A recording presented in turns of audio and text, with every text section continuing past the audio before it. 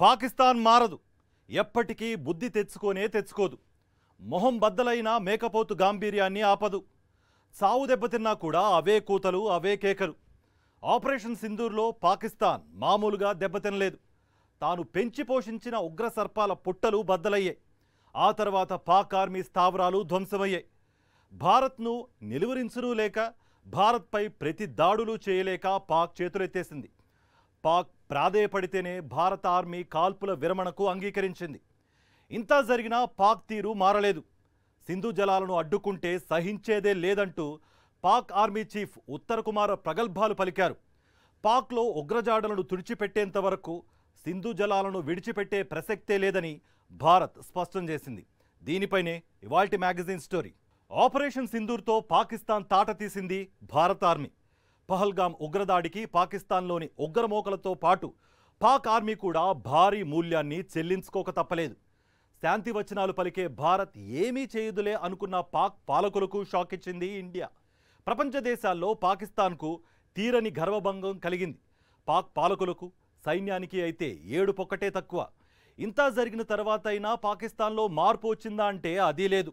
పైపెచ్చు మరోసారి రెచ్చగొట్టేలా వ్యాఖ్యానిస్తోంది పాక్. కాశ్మీర్లోని పహల్గామ్లో ఏప్రిల్ 22న పాకిస్తాన్ ఆర్మీ పంపిన ఉగ్రవాదులు అమాయక పౌరులు, పర్యాటకులపై కిరాతకంగా కాల్పులు జరిపి నరమేధం సృష్టించిన సంగతి తెలిసిందే. ఈ దాడి పాకిస్తాన్లోని లష్కరే తోయిబా బినామీ సంస్థ ది రెసిస్టెన్స్ ఫ్రంట్ TRF ఉగ్రవాదులే చేశారు.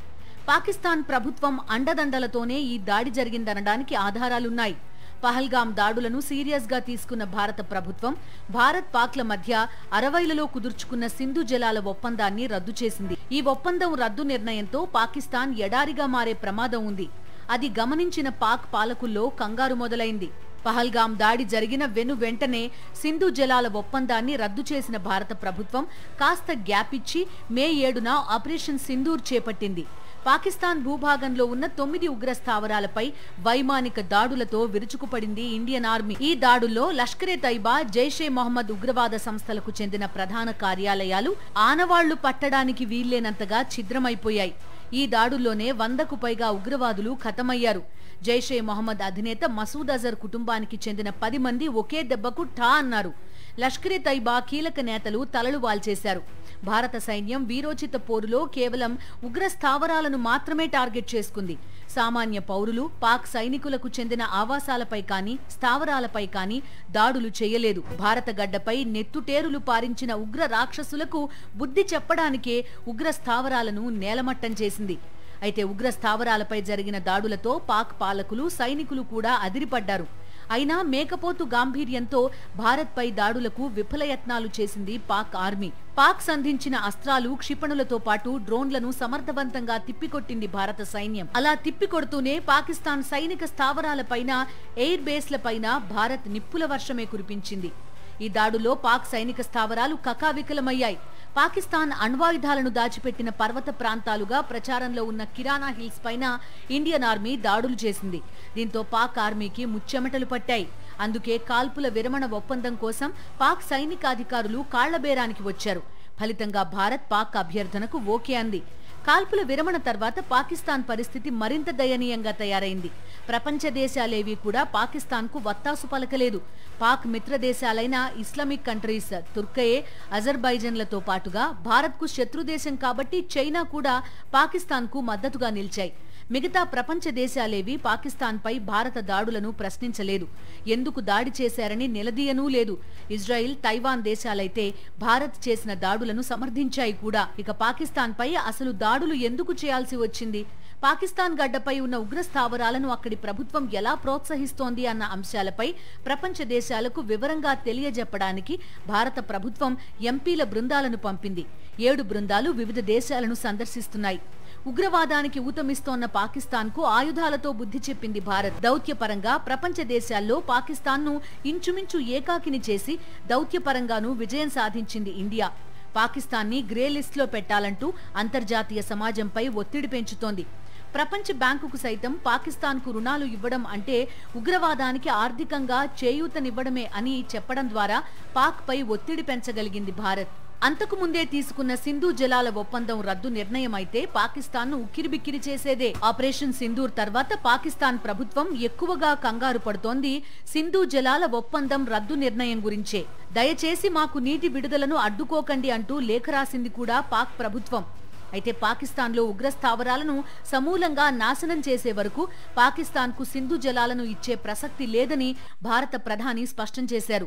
ఉగ్రవాదం, చర్చలు ఒక వరలో ఇమడవన్నారు. రక్తం, నీళ్లు కలిసి ప్రవహించవని నరేంద్ర మోదీ వ్యాఖ్యానించారు.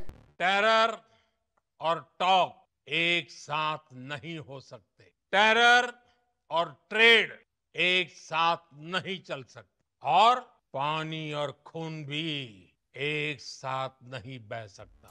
భారత ప్రభుత్వం నుంచి సింధు జలాలకు సంబంధించి ఎలాంటి ప్రకటనలు రాకపోవడంతో పాకిస్తాన్ ఆర్మీ చీఫ్ లో టెన్షన్ మొదలైంది.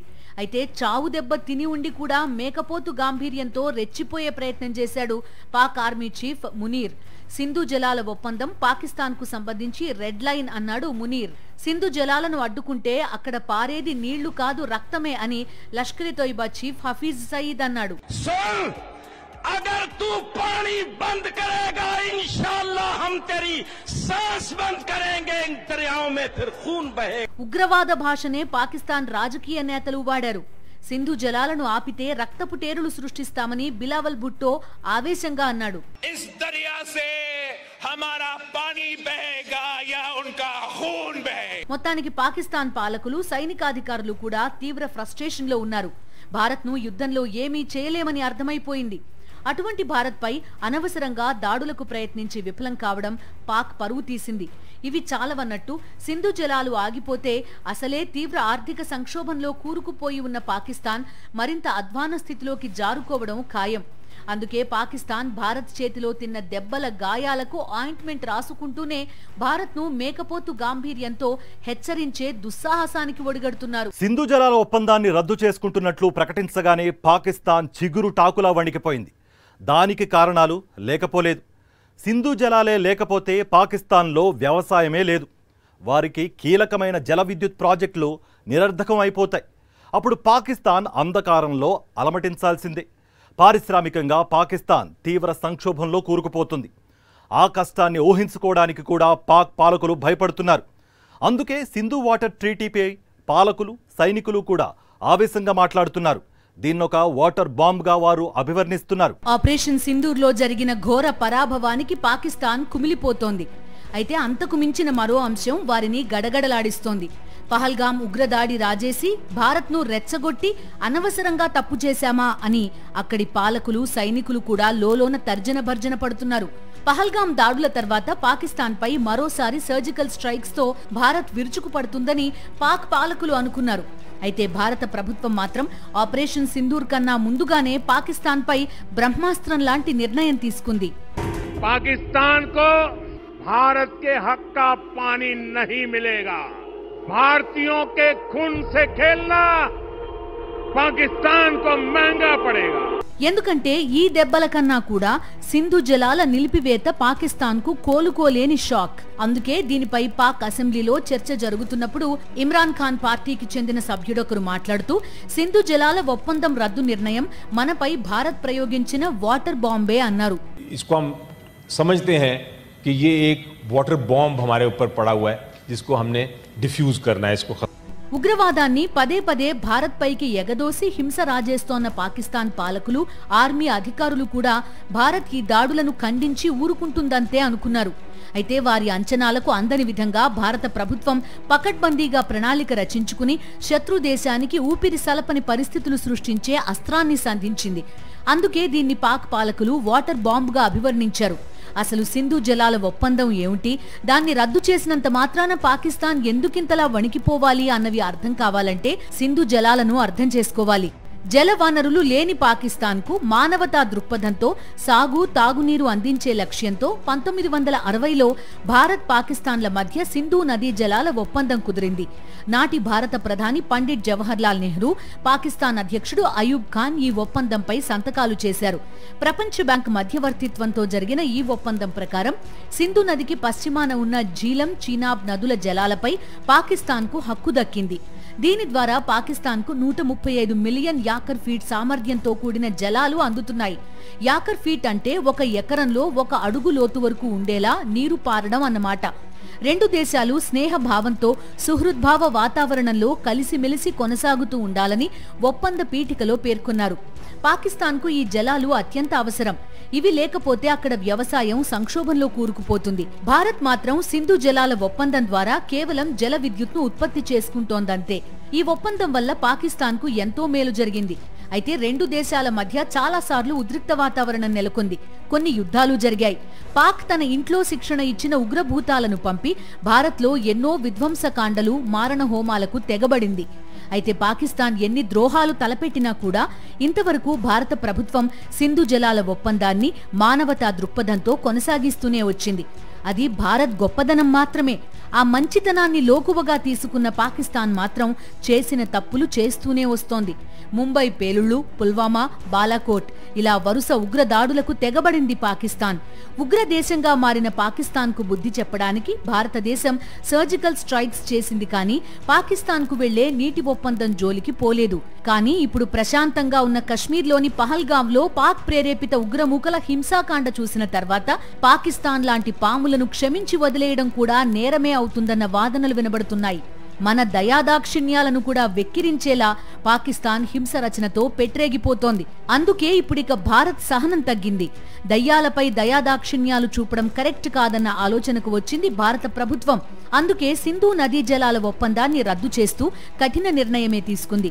ఇక పాకిస్తాన్కు చుక్కలు కనిపించడం ఖాయమంటున్నారు నిపుణులు. సింధు నదీ జలాల ఒప్పందాన్ని రద్దు చేయడంలో భారత్ చాలా వ్యూహాత్మకంగా వ్యవహరించింది. ఎందుకంటే పాకిస్తాన్ ఆర్థిక వ్యవస్థకు, దాని జీడీపీకి కూడా సింధు జలాలే ప్రాణాధారం. ఒప్పందం నిలిపివేతతో పాకిస్తాన్ చాలా నష్టపోనుంది. ఇప్పటికిప్పుడు సంక్షోభ తీవ్రత అర్థం కాకపోవచ్చు, కానీ కాలం గడిచే కొద్దీ పాకిస్తాన్ కోలుకోలేనంత లోతుకు పతనం చెందడం ఖాయం అంటున్నారు నిపుణులు. సింధు జలాల ఒప్పందంతో పాక్ ఏమేం పొందుతుందో చూస్తే ఈ విషయం అర్థమవుతుంది. పాకిస్తాన్లో వ్యవసాయానికి వినియోగించే జలాల్లో 80% సింధు జలాల ఒప్పంద పుణ్యాన వస్తున్నవే. 16 లక్షల హెక్టార్ల భూమిని ఈ జలాలతోనే సాగు చేస్తున్నారు పాక్ రైతులు. ఇప్పుడు ఈ ఒప్పందం నిలిచిపోతే ఈ పొలాలన్నీ ఎండిపోవడం ఖాయం. అది పాకిస్తాన్ను తీవ్ర ఆహార సంక్షోభంలోకి నెట్టివేయడం అంతే ఖాయం. ఆహార భద్రతకు పెను ముప్పు తప్పదంటున్నారు నిపుణులు. పాకిస్తాన్లో 23,70,00,000 మంది దాహాన్ని ఈ జలాలే తీరుస్తున్నాయి. ఒప్పందం రద్దుతో ఇన్ని కోట్ల గొంతులు దాహంతో అల్లార్చుకుపోయే అవకాశాలున్నాయి. కరాచీ, లాహోర్, ముల్తాన్ వంటి ప్రధాన నగరాలకు సింధు జలాలే గతి. ఈ నీళ్లు ఆగిపోతే అక్కడ నీటికి కటకటే. అది పెను సంక్షోభానికి దారితీస్తుంది. ఇక సింధు నదిపై తర్బెలా డ్యాం నిర్మించారు. ఇక్కడ 16% విద్యుత్ ఉత్పత్తి అవుతుంది. సింధు జలాల ఒప్పందం రద్దయితే ఈ 2 డ్యాంలు నిరర్ధకమవుతాయి. అప్పుడు పాకిస్తాన్లో చాలా నగరాలు అంధకారంలో కూరుకుపోతాయి. బలం లేకపోయినా భారత్ను రెచ్చగొట్టింది పాకిస్తాన్. సరే, రెచ్చగొట్టిందే అనుకో. ఆపరేషన్ సింధూర్లో చావు దెబ్బతింది. సరే, తిందే అనుకో. అప్పటికైనా కామ్గా ఉండాలా? ఉండకుండా భారత్పై డ్రోన్లు, క్షిపణులతో దాడులకు తెగబడిందే అనుకో. అది విఫలమైనప్పుడైనా నోరు మూసుకోవాలా? అదీ లేదు. చావు దెబ్బలెన్ని తిన్న తర్వాత కూడా యుద్ధం మేమే గెలిచామంటూ ఫేక్ పండుగ చేసుకుంది పాకిస్తాన్. దీన్ని ఏమనాలి? ఇంతకన్నా దయనీయమైన మూర్ఖత్వం మరొకటి ఉంటుందా? అసలు ఉండదుగాక ఉండదు. పాక్ ఆర్మీ పెద్దలు, పాలకుల వైఖరి చూసి ప్రపంచ దేశాలు పక్కున నవ్వుతున్నాయి. పాకిస్తాన్ను చూసి కోపగించుకోవాలో జాలిపడాలో అర్థం కాని పరిస్థితి. ఉగ్రహింసతో అనవసరంగా భారత్ను రెచ్చగొట్టింది. తనకన్నా ఎన్నో రెట్లు బలమైన భారత్తో యుద్ధానికి కాలు దువ్వింది. పొట్టేలు పోయి కొండను ఢీకొంటే ఏమవుతుంది? తల పగిలి రక్తం కారుతుంది.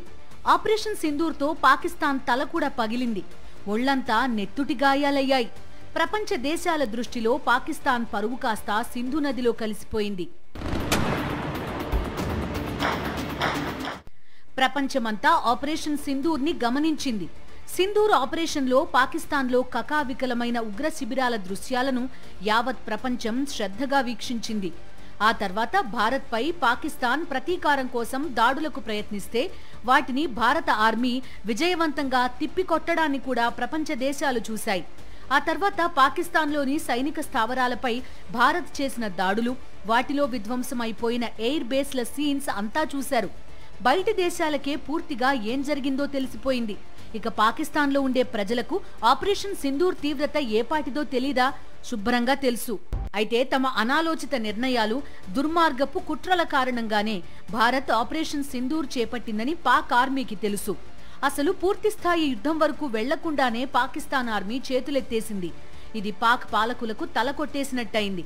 అటు ఆర్మీకి కూడా తలెత్తుకోలేని పరిస్థితి.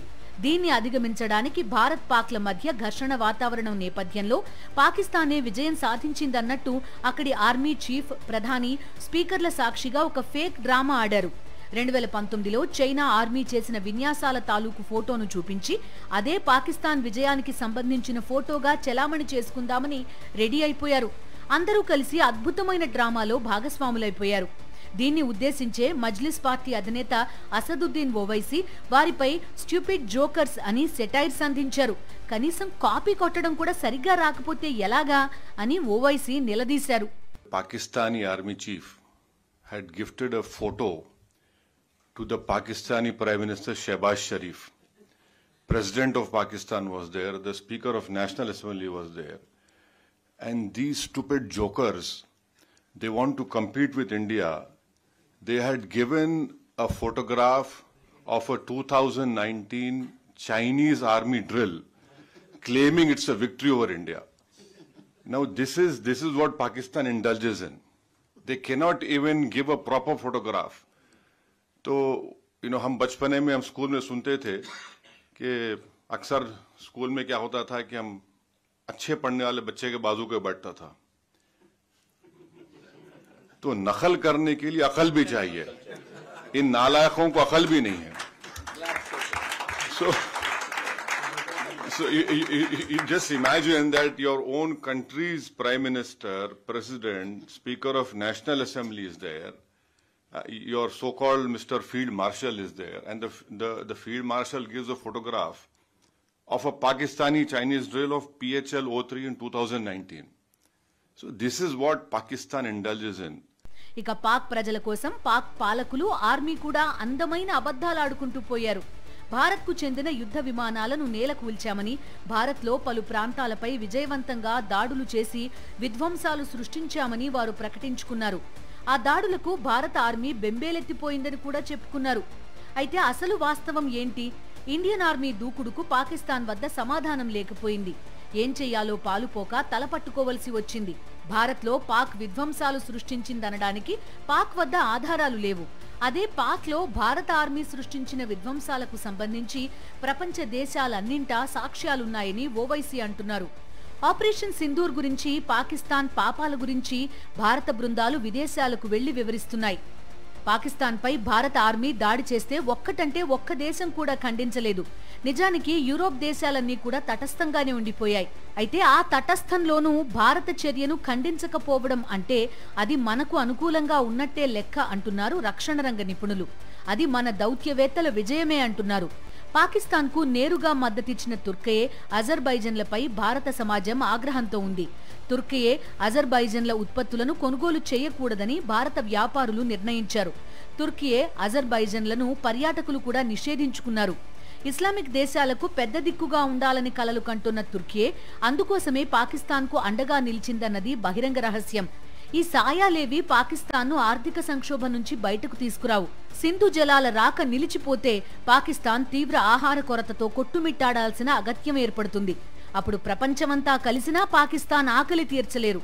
ఈ ముప్పును గ్రహించింది కాబట్టే పాకిస్తాన్ సింధు ఒప్పందం రద్దుపై ఒంటి కాలిపై లేచి నోటికొచ్చింది వాగుతోంది. దీనిపై భారత్ ఎలా స్పందిస్తుందో ప్రత్యేకించి చెప్పాల్సిన అవసరం లేదు. పాక్ ప్రభుత్వం ఉగ్రవాదానికి ప్రోత్సాహం ఇచ్చినంత కాలం సింధు జలాలు విడుదల చేసే ప్రసక్తే లేదని భారత్ స్పష్టం చేసింది. ఇక ఏం చెయ్యాలనేది పాక్ పాలకులే తేల్చుకోవాలి. ఇది వాల్టి మ్యాగజైన్ స్టోరీ. మరో ఇంట్రెస్టింగ్ టాపిక్ తో మళ్ళీ కలుసుకుందాం. అంతవరకు stay tune to Sakshi. This is Karthik signing off.